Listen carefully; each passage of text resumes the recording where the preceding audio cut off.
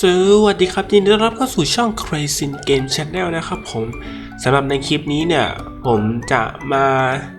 รีวิวเซตของโยริจิที่ผมคิดว่าเป็นเซตที่ดีที่สุดสำหรับ ID ของผมในตอนนี้นะครับแล้วก็จะมารีวิว ID ของผมไปเลยในคลิปเดียวนะครับผมเพราะว่ามีคนขอให้ผมเนี่ยลองรีวิวตัวเองแล้วก็ลองแนะนำคร่าวๆว่าแบบID ของผมเนี่ยปั้นอะไรไปบ้างทำอะไรไปบ้างเพื่อที่จะได้เป็นแนวทางของน้องๆในการไปแบบปรับในไอเดียของตัวเองได้ครับอย่างแรกเลยก็คืออยากจะมาแนะนำเซตของโยริจิที่ผมใช้ก่อนนะครับเดี๋ยวเขากดใช้ในเจ้า Leaderboard นะมันน่าจะเห็นภาพง่ายกว่าอันนี้คือ ID ของผมนะครับชื่อพิงค์ครับอยู่ VP 10เนาะขออภัยด้วยช่วงนี้เป็นหวัดทำงานหนักโอเคโยริจิของผมเนี่ยตอนนี้อยู่ที่พลัง4,250,000นะแล้วก็ยังไม่ได้อัพสุดนะครับก็คือเป็น3ดาวลุ้งเนาะเนื่องจากที่จะต้องการประหยัดงบที่จะเอาไว้ใช้แบบ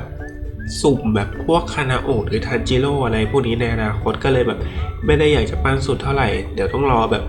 ไอ้พวกนี้มาก่อนแบบปั้นไอ้พวกนี้ให้เสร็จก่อนแล้วค่อยวนกลับมาปั้นพวกโยริเซนิแล้วก็มิสซิลิอสูรให้มันแบบสูตรอีกรอบก็เป็นรอบหลังๆไปก็จะนานหน่อยก็แบบน่าจะกินเป็นหลักเดือนนะคิดว่าโอเคมาดูเซตที่สำคัญที่สุดก่อนเลยก็คือเซตของตัวของเคนโดสกิลนะครับจะเห็นว่าเคนโดที่ผมใส่จะมี2อันก็คือ1 reflection ก็คือสะท้อนนะครับ2ก็คือคอมโบเนาะก็เป็นพื้นฐานอยู่แล้ว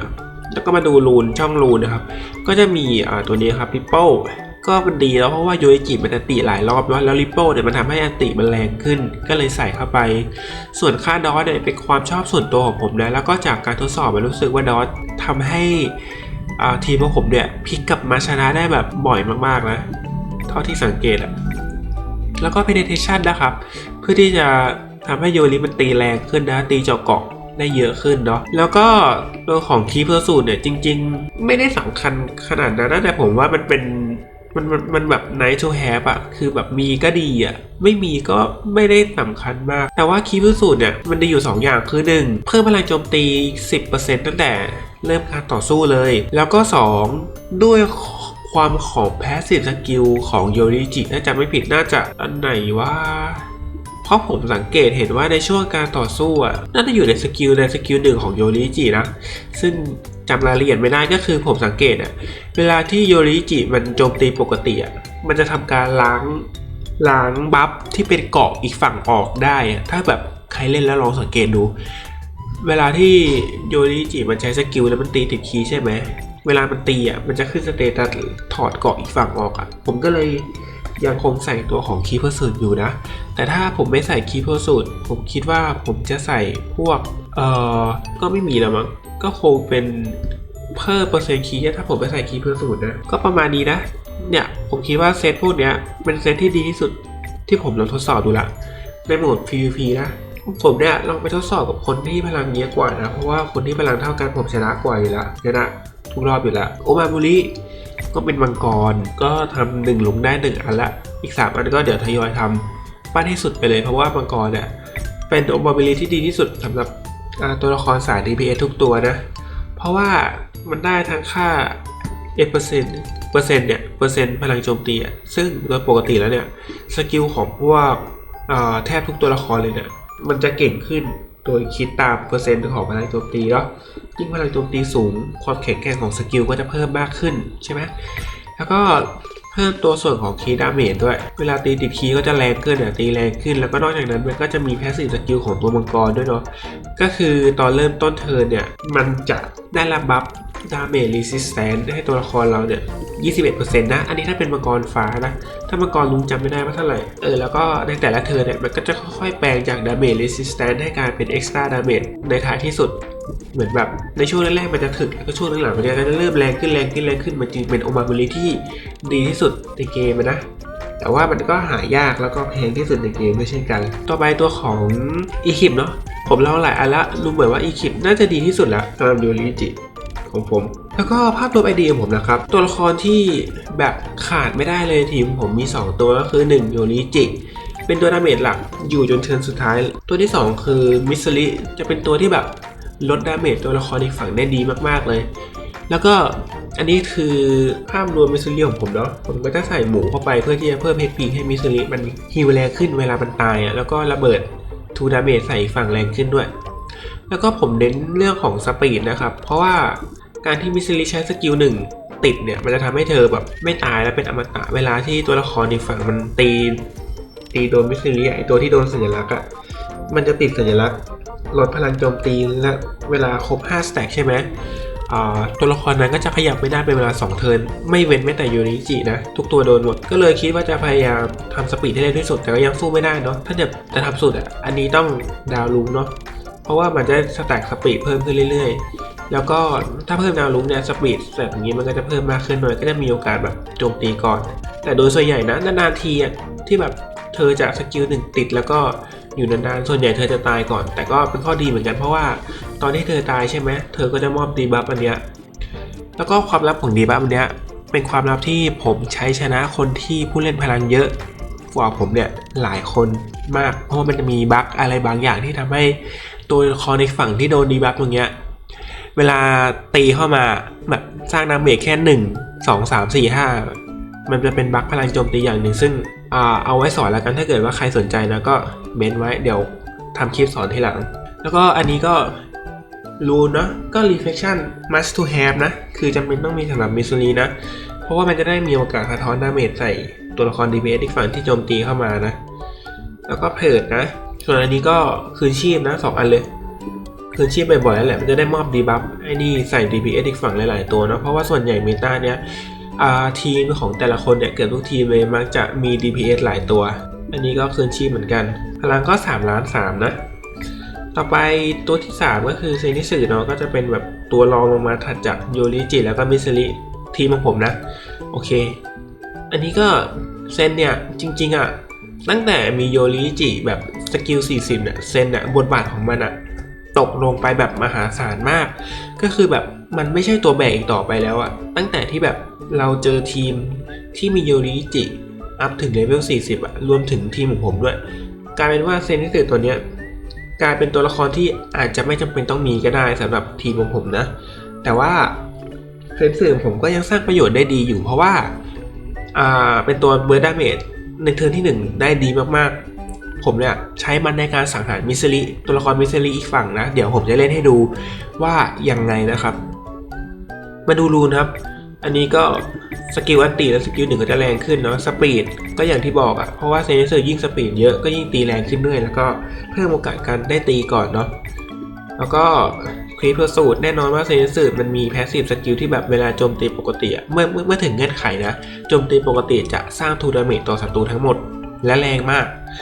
แต่ว่ามันไม่ได้เกิดทุกครั้งนะมันต้องครบเงื่อนไขอะไรบางอย่างก็เดี๋ยวต้องไปอ่านเองนะอาจจะไม่ได้เจาะลึกรายละเอียดเท่าไหร่เนาะแล้วก็คอมโบก็ปกติแล้วก็ penetration ก็เจาะเกาะนะเป็นเรื่องปกตินะที่เราต้องใส่เจาะเกาะให้กับตัวละคร DPS หลักของเราเพราะว่าถ้าเราไม่ใส่เจาะเกาะเนี่ยเราอีกฝั่งมันมีเกาะเยอะตรงเนี้ยมันจะตีไม่ค่อยเข้านะแล้วก็อันนี้ไฮไลท์เลยก็คือตัวนี้เขาเรียกว่าอะไรตามชื่อที่มันแปลเลยแล้วกันก็คือ Spirit Dispelling ก็คือว่ามันจะเอาไว้สังหารพวกตัวละครที่ใส่ทาเลนต์ก็คืออย่างเช่นมิสซิผมเนี่ยตัวละครที่ใส่ไอเนี่ยถ้าใครที่ใส่อันนี้เนี่ยไอเนี่ยความสามารถก็คือในแต่ละเทิร์นที่มิสซิผมตายเนี่ยมันจะมีโอกาสเดี๋ยวนะ 33% ถ้าแบบอัพสุดนะโอกาส 33% ของแต่ละเทิร์นที่จะฟื้นคืนชีพกลับขึ้นมาใหม่แต่ว่าเซนส์ผมเนี่ยมันเอาไว้แบบยกเลิกการคืนชีพของมิสซิลีก็คือแบบถ้าเซนส์ของผมฆ่ามิสซิลีได้มิสซิลีตัวละครในฝั่งเนี่ยจะไม่คืนชีพอีกแล้วในเทิร์นต่อไปในเทิร์นหน้าเก็ตปะดังนั้นในมิสซิลีอีกฝั่งก็จะระเบิดได้แค่เทิร์น1เทิร์นแรกเท่านั้นเพราะว่าเซนของผมมันสังหารมิสซิลีตายในเทิร์นแรกเลยไงพอเข้าใจใช่ไหมส่วนรูนเนี่ยก็เอาเป็นไทเกอร์นะเพราะว่าจริงๆที่ดีที่สุดก็ยังยืนยันว่าเป็นมังกรนะแต่ว่ามังกรเนี่ยมันหายากเกินไปดังนั้นเนี่ยตัวเลือกที่ดีที่สุดของผมตอนนี้สำหรับเซนิสึก็กลายเป็นเสือแทนละกันเนาะเพราะว่าเสือเนี่ยมันจะได้เพิ่มโอกาสคีเลนด้วยเพราะว่าคีเลนของเซนิสึผม 34% เนาะก็เลยต้องเพิ่มเข้ามาอีกมันได้เพิ่มเสริมกันไปอีก แล้วก็อันนี้เนาะอันนี้น่าจะดีที่สุดแหละสำหรับการเบิร์ดดาเมจในเทิร์นแรกๆต่อไปเป็นเรนโงคุนะครับก็เป็นตัวละครแท้งที่เอาไว้ยืนหน้าเฉยๆครับก็ไม่ได้มีประโยชน์อะไรมากนะสำหรับเรนโงคุแต่ก็ดีกว่าไม่มีอะเนาะก็ใส่เพิร์ดเข้าไปเหมือนแบบเป็นตัวละครสำรองอะไอเรนโงคุแล้วก็เทนเงนของผมในตอนนี้นะแต่เทนเงนของผมเนี่ยดูเหมือนจะมีประโยชน์ในบางตานะเพราะว่าในบางครั้งเนี่ยเทนเงนอะมีค่าพลังโจมตีสูงกว่าโยริจิทำให้เทนเงนเนี่ยรับดีบัฟของมิเซริแทนโยริจิของผมซึ่งก็ดีเหมือนกันผมก็เลยคิดว่าจะอัพเทนเงนให้ถึง1ดาวลุงแล้วก็จะปลดล็อกอาวุธเฉพาะตัวของเทนเงนให้ถึงเลเวล30เนาะเพราะว่าผมเห็นบางคนอะที่ผมสู้ด้วยอะสามารถที่จะเบิร์ดดาเมจใส่โยริจิของผมตายได้ในบางสถานการณ์นะผมก็เลยคิดว่าเดี๋ยวว่าจะลองดูเหมือนกันเพราะว่าจริงๆเทนเงนมันก็เป็นตัวละครแจกฟรีในกล่องเวลาที่แบบเราเติมถึงเงื่อนไขที่กำหนดอยู่แล้วเนาะมันก็น่าจะปั้นง่ายอยู่ละแล้วก็ขวดผมก็เหลืออยู่พอสมควรอาจจะต้องซื้อเพิ่มนิดหน่อยส่วนโอมาโมริก็ลองก็เป็นเสือไปเพราะว่ามันเป็นสายคีย์แล้วเทนเงนยิ่งคีย์แรงยิ่งดีโอเคส่วนเรื่องการอัปเกรดของต่างๆเนี่ยนะเดี๋ยวพามาดูแต่ละตัวเนาะโยริของผมเนี่ยของก็ประมาณนี้เนาะก็อัพแค่ดาว1ดาวแดงเนาะอันนี้ส่วนเขาเรียกว่าอะไรนะไอเนี่ยโซเจตเนี่ยถ้าเป็นเซิร์ฟโกลบอลมันจะเรียกว่าจำไม่ได้ฮะเอาเป็นโซเจตตามนี้เลยกันเนาะโซเจตตรงนี้เนี่ยผมเนี่ยก็อัพถึงเลเวลประมาณนี้เนาะอันนี้ผมซื้อเอาเพราะว่ามันดีเพราะว่ามันเพิ่มดูดิเพิ่มตั้ง 7.6 เลยนะแค่แบบอัพถึงเลเวล26นะแล้วก็มันตันถึงเลเวล100นะอามูเลตก็คือมามูรีเนาะก็ตามนี้ต่อไปก็เป็นเซนิสึโซเจตก็พอๆกับโยรินะอันนี้คือหน้าอัพตัวละครก็มีประมาณนี้ก็ยัง5ดาวเหลืองอยู่นะอันนี้ยัง4ดาวอยู่เลยมิสลิค่าพลังสแตทก็ประมาณนี้เนาะไม่ได้สูงมากเท่าไหร่ก็แบบเราเป็นสายแบบน้อยๆสายแบบค่อยๆไปอันนี้โดนดีนะผมโดนดีสูงได้ไอโซเจตข้างล่างเนี่ยของแทงมันจะได้เพิ่ม HP ของมิสลิให้ตัวเธอเนี่ยมี HP ที่สูงขึ้นเวลาระเบิดก็จะระเบิดแรงขึ้นฮิลก็ได้ฮิลแรงขึ้นด้วยโอเคต่อไปเป็นเรนโงคุนะเดี๋ยวผมคิดว่าผมเนี่ยจะเอาสะท้อนออกนะเพราะรู้สึกว่าสะท้อนของโยริจิยังไม่ได้พูดถึงสะท้อนโยริจิเลยเดี๋ยวไปพูดในตอนที่กดสู้กับอีกทีมดีกว่าก็มีประมาณนี้ส่วนเทนเงนก็ไม่มีอะไรก็แบบเป็นตัวละครแบบยังไม่ได้ปั้นอะไรเนาะอันนี้เป็นรูนแบบรูนแบบรูนที่แบบขยะนะรูนทิ้งก็คือยังไม่ได้เอามารีใหม่ก็เลยแบบได้แบบนี้ไปก่อนเนาะก็เอามาแก้ขัดไปก่อนในอนาคตมาปั้นรูนก่อนนั้นใหม่ให้ตัวละครเทนเงนหรือตัวละครอื่นที่ดีกว่าก็เดี๋ยวเราจะไปลองในโหมด Qualify เนาะ Qualify เพื่อที่จะไปไอ้นี่ทัวร์นาเมนต์อันนี้ก็มีคนสู้กับผมเนาะก็มีสู้แพ้บ้างชนะบ้างลองดูคนนี้แล้วกันเห็นเขาตีผมหลายรอบคนนี้ก็โยริก็อาวุธ40เหมือนกันนะอันนี้เขาก็เน้นเซตดาเมจไปเลยนะอันนี้คนนี้อาจจะเห็นผลไอ้ที่ผมใส่สะท้อนให้โยริผมรู้สึกว่าการใส่สะท้อนให้โยริเป็นอะไรที่ดีมากๆนะเพราะอะไรเพราะว่าเห็นไหมโยริมันมีเกาะตั้งแต่เริ่ม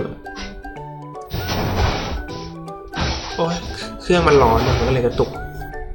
โอเคนี่เกมใหม่ละนะเดี๋ยวมันเริ่มอีกรอบนึงแล้วกันก็มาดูที่ Qualify ราวเนาะเมื่อกี้เราลองกับคนนี้เนาะเดี๋ยวลองดูอีกรอบนะจะได้มาอธิบายว่าทำไมผมถึงคิดว่าโยริอันนี้เป็นเซตบิลที่ดีที่สุดสำหรับทีมของผมนะสำหรับคนอื่นมันจะดีที่สุดไหมก็ต้องเอาไปลองด้วยตัวเองนะครับผม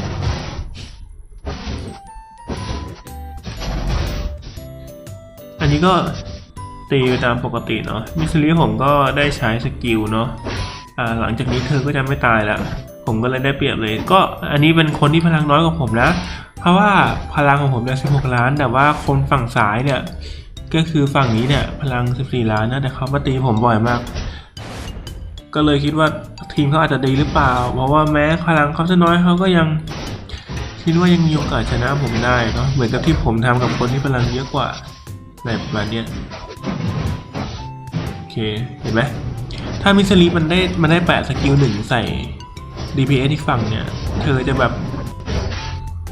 ยังไงอะมันจะลดพลังโจมตีตัวละครที่โดนแปะดีบัฟใส่อะเยอะมากเลยเนาะแบบเยอะมากๆแล้วโยอิจิเนี่ยเป็นตัวที่แบบเป็นตัวละครที่แบบพึ่งพาพลังโจมตีแบบแทบจะโคตรเลยอะเพราะว่าหลายๆสกิลของโยอิจิอ้างอิงตามค่าพลังโจมตีนะยิ่งค่าพลังโจมตีสูงเนี่ยความแข็งแกร่งก็ได้ยิ่งเพิ่มมากขึ้นแล้วก็ตัวของอาวุธเฉพาะ40ด้วยยิ่งโยริจิมีพลังโจมตีสูงใช่ป่ะตัวของค่าการลดดาเมจเนี่ยก็จะถูกลดดาเมจลงไปตามค่าพลังโจมตีด้วยมันเลยทำให้โยริจิยิ่งถึกมากๆเวลาที่แบบพลังโจมตีสูงแล้วถ้าเกิดว่ามาโดนมิสซิลิใส่ดีบัฟลดพลังโจมตีอย่างเงี้ยตัวมันก็จะแบบอ่อนแอลงไปโดยปริยายเลยนั่นเอง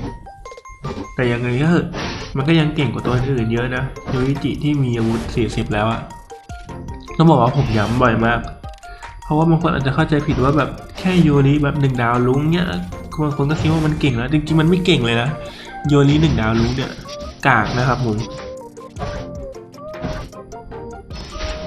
ถ้าเกิดว่าใครไม่สามารถทำโยริไปถึง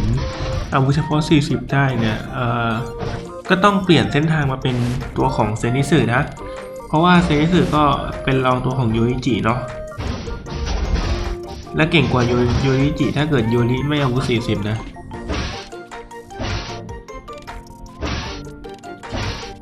แล้วนี่เห็นไหมเห็นบัฟพลังโจมตีนี้ปะอันนี้เป็นบัฟที่มิสซิลิมันทำให้กับโยริจิฝั่งนู้นเนาะจะเห็นว่าโยริจิฝั่งนู้นเนี่ยโจมตีเข้ามาเนี่ยโดนดาเมจแค่1แค่2เองนะถ้าเมื่อกี้แค่สังเกตดาเมจอะมันเป็นบัฟพลังโจมตีนะโอเคเดี๋ยวลองไปสู้กับคนที่พลังเยอะดูเอาใครเดียวเอาคนนี้ก่อนไหมพลัง22 ล้านเริ่มจากน้อยๆก่อนอันนี้ก็คือไลน์อัพทีมที่ผมชอบใช้ประจำเนาะก็คือจะให้เทนเงินยืนหน้าเพราะว่าเวลาที่เทนเงินมัน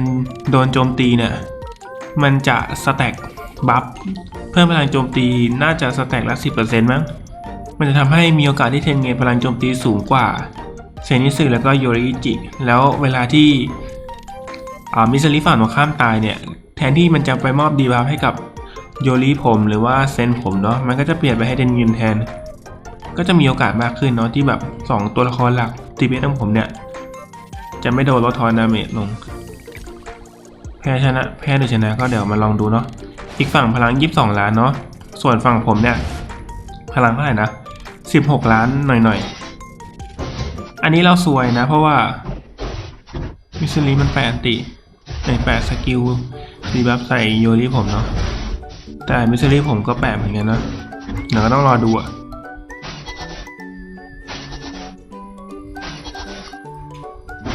อาจจะต้องรอเธอหลังๆนะถึงจะรู้ว่าใครชนะใครแพ้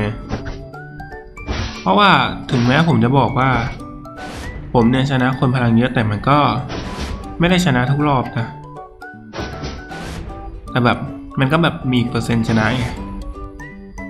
เพราะว่าเกมนี้มันมีค่าการสุ่มดาเมจที่แบบสูงมากๆเลยถ้าใครสังเกตจะเห็นว่าบางตาเนี่ยตัวละครเราบางตัวเนี่ยบางตาทำดาเมจสูงมากแต่ว่า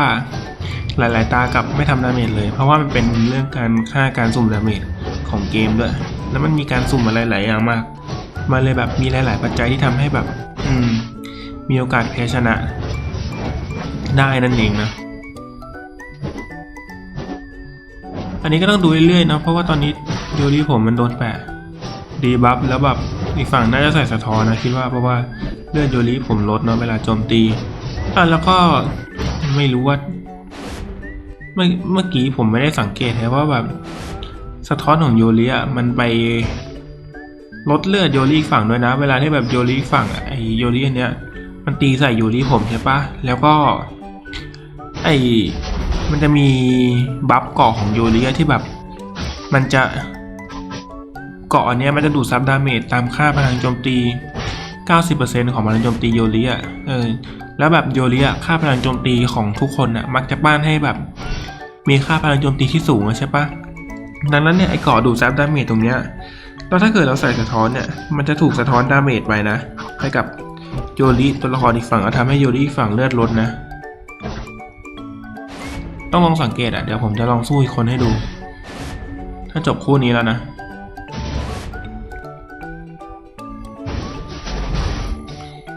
ตอนนี้โยริผมเหลือฝั่งเดียวแล้วนะซึ่งหลายคนมองว่าผมมาเสียเปรียบนะแต่ว่าจริงๆผมไม่ได้เสียเปรียบนะเพราะว่ายิ่งโยริอยู่ตัวคนเดียวโยริจะยิ่งเก่งนะเพราะว่ามันจะได้ดูดเลือดเท่าไหร่นะ 50% ด้วยแล้วก็เพิ่มโอกาสคีย์50กลายเป็นว่าโยริของผมเนี่ยมันเก่งขึ้นนะเวลาอยู่ตัวคนเดียวเห็นไหมเห็นปะช็อตเมื่อกี้ชัดเลยโยริฝั่งตีใส่โยริผมเลือดหายแบบเลือดหมดหลอดเลยเห็นปะเมื่อกี้ชัดเจนเลยเห็นไหมสะท้อนสะท้อนคือแบบมันไม่ใช่เรื่องเล่นๆเลยนะสะท้อนให้โยริแต่ว่าถ้าเกิดเราไปเจอแบบคนที่ใส่แบบปั้นค่า HP มากๆก็อาจจะไม่ค่อยมีผลเท่าไหร่ขนาดนั้นนะจะลองสู้กับคนกลางดูแล้วกันเนาะคนกลางก็มีเซนมีโยริมีอิโนะมีเทนเงินมีเคียวแต่ไม่มีมิสลีนะไม่มีมิสลีนี่ผมก็จะมีโอกาสชนะมากขึ้นนะแต่ว่าก็อย่าลืมว่าค่าพลังเขาก็สูงกว่าผมนะเดี๋ยวก็ต้องลองดู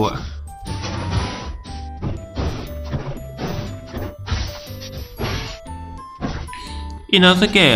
เรื่องเทียริอินโนสเกะในคลิปที่แล้วเนี่ยผมวางผิดตำแหน่งนะเพราะว่าผมไม่รู้ว่าผมไปวางผิดตอนไหนเพิ่งมาเห็นตอนที่แบบลงคลิปไปแล้วก็เลยกลับไปแก้ไขไม่ได้เนาะต้องขออภัยจริงๆอินโนสเกะจริงๆอยู่เทีย A นะครับเพราะว่าถ้าเกิดใครเนี่ยปั้นอินโนสเกะแบบสุดๆเนี่ยอัพเลเวล40เนี่ยจริงๆอินโนสเกะเป็นตัวละครที่แบบเอาชีวิตรอดได้นานพอสมควรเลยแล้วก็สามารถยืนแบบไฟท์นานๆในการต่อสู้ได้เนาะแต่ก็ไม่ใช่ตัวละครสุดก็เลยให้อยู่แค่เทีย A เนาะยังมีตัวละครที่แบบควรค่าแก่การปั้นกว่านี้ก็คือพวกเทีย S แล้วก็เทียก็อตที่ผมเคยลงไว้ใครที่เป็นผู้เล่นมือใหม่ก็พยายามปั้นตัวละครในเทียสูงๆก่อนนะครับผมเพราะว่าเราเนี่ยมีทรัพยากรจำกัดเนาะถ้าเราปั้นตัวละครพวกเทียสูงๆแบบจนแบบมันเก่งในระดับหนึ่งแล้วก็ค่อยกลับมาปั้นตัวละครที่เราชอบส่วนตัวหรือแบบเทียล่างๆก็ได้นะแบบเราไปปั้นพวกเทียสูงๆเอาไว้แบกทีมก่อนเพราะไม่อย่างนั้นเราจะสู้ใครไม่ได้เลยถ้าแบบไม่ปั้นตัวละครเทียสูงก่อนอย่างผมเนี่ยส่วนตัวผมก็ชอบตัวละครพวกแบบมิสลิล่างเมดเนาะแล้วก็พวกโอบานายงูเงี้ยซึ่ง2ตัวละครนี้มันก็ไม่ได้เก่งเลยในเมตาเนี้ยแต่ว่าผมก็แอบปั้นนิดนึงแต่ก็ไม่ได้เอาไปใช้จริงแบบปั้นเพราะชอบส่วนตัวอะไรอย่างเงี้ยถ้าใครให้รีวิวตัวละครนอกเมตานี่ผมอาจจะทำไม่ได้นะเพราะว่าผมไม่มีงบในการปั้นขนาดนั้นเนาะอาจจะต้องให้ช่องอื่นช่วยทำให้ก็ลองไปคุยดูนะแบบช่องคนไทยก็จะมีพี่ฮาเฮลเนาะคนไทยคนเดียวที่น่าจะท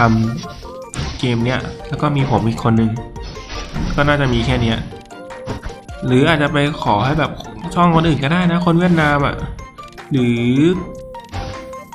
คือตอนนี้ผมไม่เห็นแบบโซนยุโรปเขาทำช่องเลยนะส่วนใหญ่จะเป็นพวกโซนเซาท์อีสต์เอเชียเนาะก็แบบมีคนไทยคนเวียดนามคนอินโดอะไรประมาณเนี้ยนี่ผมชนะเนาะผลสรุป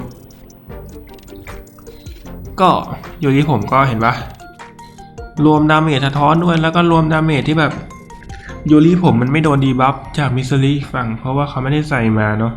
เขาน่าจะไม่ได้สุ่มมิสซิลินะคิดว่าคนเนี้ยผมก็ชนะเขาแบบง่ายๆเลยถึงแบบค่าพลังเขาจะแบบเท่าไหร่นะเดี๋ยว ค่าพลังเขา26 ล้านนะแล้วค่าพลังผมเท่าไหร่16 ล้านนะต่างกัน10 ล้านนะผมยังแบบมีโอกาสชนะสูงอะแต่ว่าตั้งแต่พลัง30 ล้านขึ้นไปเนี่ยผมสู้ไม่ไหวแล้วนะผมลองทดสอบดูแล้วแบบตั้งแต่ค่าพลัง30 ล้านขึ้นไปเนี่ยโอกาสชนะผมต่ำมากนะต้องไปปั้นตัวละครเพิ่มขึ้นกว่านี้นะซึ่งการจะทำให้ค่าพลังสูงเนี่ยมันก็มีหลายวิธีเนาะวิธีแรกเนี่ยก็คือแบบพยายามอัปเกรดไอ้พวกอันเนี้ยอัพขั้นให้สูงๆเนาะเพราะไอ้พวกเนี้ยมันจะให้ค่าพลังที่แบบเยอะมากเลยไอ้สัตว์เลี้ยงกับตัวของสมบัติพิเศษตรงเนี้ยตรงเนี้ยก็ให้ค่าพลังที่สูงเหมือนกันแต่ว่ามันก็ต้องใช้คูปองในการซื้อแบบซื้อของสุ่มอะไรพวกเนี้ยซื้อตั๋วสุ่มก็ลองไปชั่งน้ำหนักดูเนาะหลักๆก็คือเน้นตัวละครเมตาปั้นให้ได้ระดับหนึ่งเสร็จปุ๊บก็แบ่งเงินแบบเจียดคูปองนิดนึงมาซื้อไอ้พวกเนี้ยเอาไว้สุ่มเนาะซึ่งที่ผมแนะนำเนี่ยก็เดี๋ยวเป็นคลิปอีกคลิปหนึ่งแล้วกันเนาะสำหรับผู้เล่นสายเติมน้อยงบน้อยที่แบบเป็นสายแบบพาร์ทรายวันอย่างเงี้ยเพราะว่าก็มีคนคอมเมนต์มาขอเหมือนกันเดี๋ยวผมจะทำอีกคลิปหนึ่งให้ก็สำหรับคลิปนี้ก็คงไม่มีอะไรแล้วเนาะเพราะว่าผมก็มาแบบอยากจะมาแชร์เซตโยริที่ผมคิดว่าเป็นเซตที่ดีที่สุดสำหรับทีมของผมแล้วก็มารีวิวทีมของผมแบบคร่าวๆให้กับน้องๆบางคนที่อยากเห็นภาพรวมตัวละคร ID ของผมเนาะว่าแบบมันเป็นยังไงพี่ใส่ของยังไงแนวทางคือยังไงแนวทางก็แบบคร่าวๆประมาณนี้แหละก็เดี๋ยวมาทำคลิปแยกอีกทีสำหรับคลิปนี้ก็เอาไว้แค่นี้แล้วกันบ๊ายบาย